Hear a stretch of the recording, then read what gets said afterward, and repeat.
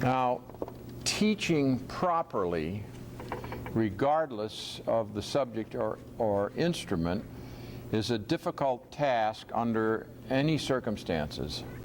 And one of the critical, necessary elements is time. Because repetition is a vital part of the teaching process. It's often been said that most teachers would be able to tell you pretty much everything they have to say in a day or two, so that if you spend 4 years with them, they're just going to be repeating it over and over and again. And this is very true because it takes time for people to absorb the concepts and to develop the techniques to put them into action, so to speak. And this brings me to the issue I want to talk about tonight: playing well.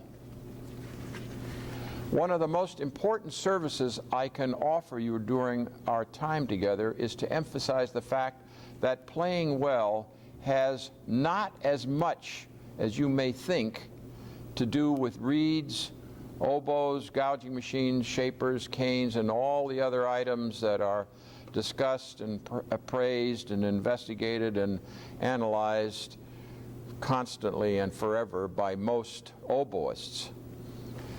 This may sound like an oversimplification, so to put it in another way, I would say that if somehow Tabuteau were to come back to life and would give you one of his reeds along with his oboe, this would not miraculously transform your playing any more than giving a Strad to a violinist will make him play like Jascha Heifetz or David Oistrakh or Ginette Neveu. What is your responsibility to this music and to its composer? And when I say, what is your responsibility to the composer, have no fear, this is not some artsy-fartsy approach to musical performance. I'm referring to the most basic of all the functions of music, and that is reading music correctly. We, as oboists, are therefore recreators, or middlemen, or middlewomen, and our critical responsibility is embodied in the process called, very simply, reading music. Now, this is an area I'm very concerned about, and my efforts over the next few days, in addition to discussions about the reeds and instruments, will be to give you my ideas, my feelings, and my concerns about the problems of reading music. For this evening, I want to focus your thinking in a different direction. And I hasten to add and to repeat that I'm not trying in any way to minimize the importance of reeds and all of the questions that go with them, and we will deal with them at length also. But my career in both teaching and playing has convinced me that oboe players, in their obsession with reeds, are putting the cart before the horse in their attempt to play well. I ask you to accept a couple of premises which make up the foundation of my musical beliefs.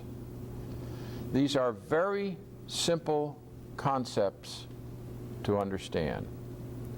First, or number one, music is structured much the same as our language, or I should add, any language. Now, if you will take this first axiom, that music is structured very much the same as language, it is not a great leap of faith to accept that music is therefore structured grammatically. There are therefore a number of rules of grammar we will come across as we proceed. Now, I want to make clear the difference between what I call rules of grammar and interpretation, because for the time being I am concentrating on rules of grammar. Do all of you have a Barrett book? Everybody has a Barrett book? Then I think it would be best at this time, Dave. Now, if I read that, short exercises in which the different articulations used in the preceding lessons are introduced. That would probably sound rather strange to anybody listening. Short exercises in which the different articulation used in the preceding exercises are introduced. It's a given that we hardly ever think about, that we keep on reading until we arrive at a punctuation point. And it also seems to be a given in reading music, particularly for youngsters that are starting out, that the music starts at the beginning of the composition, and there is a place, if you want to stop, the place that you stop any place is where you have a bar line. So play 3 measures there for me, see. Play the first measure to the bar line.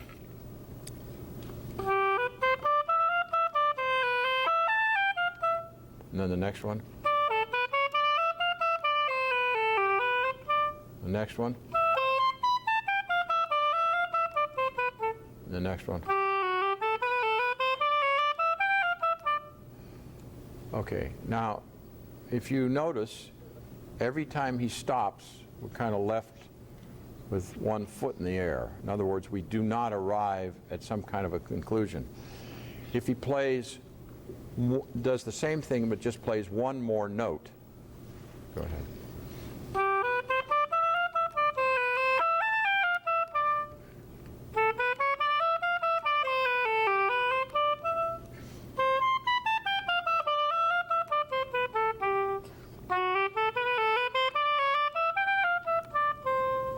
Okay. Would you all agree that that is a more logical, if we have to break it up, that would be a more logical way of doing it? And that brings us to one of the rules of grammar, and that is that you don't breathe on the bar line. You don't breathe on the bar line, because the bar line, rather than indicating it as the end, it does in almost all instances indicate that the end is coming over the bar line. And there's a very special reason for that, which I won't go into now. I'm giving you a very simple example of a grammatical rule in music that you can pretty much hang your hat on for the rest of your life.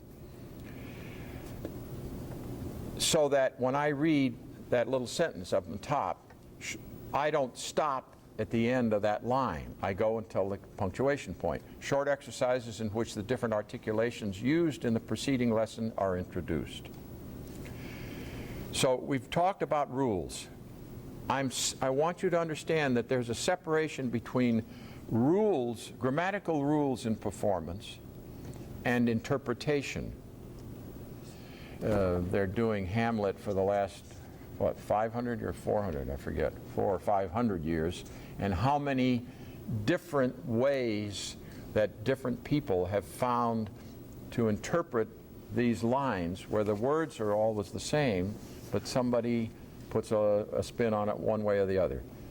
That's interpretation. So these are grammatical things. So grammatical things involve punctuation. They involve the ability to interpret from a grammatical sense the notes that you find on the page in front of you. The question of punctuation is perhaps most commonly encountered in the area of breathing. In other words, where to take a breath. A problem which is actually a blessing in disguise. We, on the other hand, must breathe. Therefore, we've got to think about where am I going to take a breath.